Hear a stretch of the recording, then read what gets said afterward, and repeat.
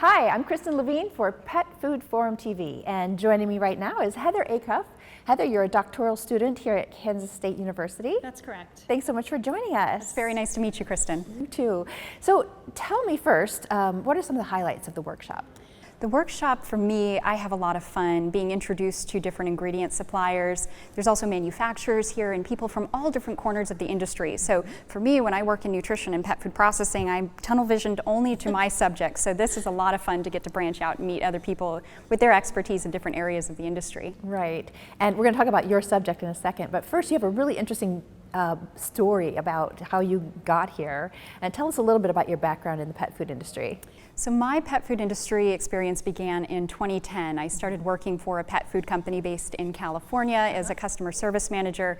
And from there, I decided that I really wanted to get deeper into it. So I decided to go to school for my master's in animal nutrition. And once I graduated there, I met the owner of a small startup company called Nulo Pet Food. And in 2015, I made the transition to Nulo. And I've been working as a full-time product development manager there. And just last year, I decided that I didn't know enough, so I wanted to come back to school and pursue my PhD in grain science, which is a pet food processing program. Oh, that's fantastic. So we were talking earlier and you mentioned research is all I do right now. So tell me a little bit about your specific research, Heather. So the study that I'm working on is looking at stability of probiotics through pet food processing.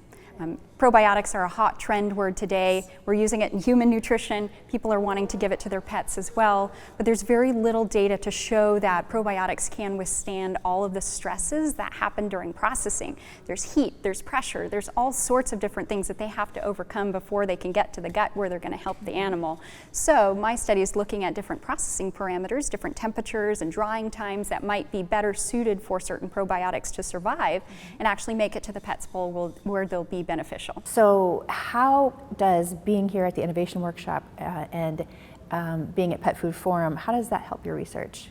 So for me, what I really enjoy about Pet Food Forum is the ability to see all of the different areas of research in the industry. There are people looking at animal nutrition as well as processing. So for our program at K-State, that's really where it all comes together. It's not just going in one direction, it's taking all of that and putting it together into a practical application.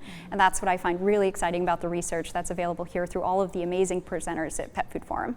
That's fantastic, and thank you so much for the work that you're doing to better the lives of our pets. And that's what it's all about. Absolutely. All right, Heather Acuff, thank you so much for joining us.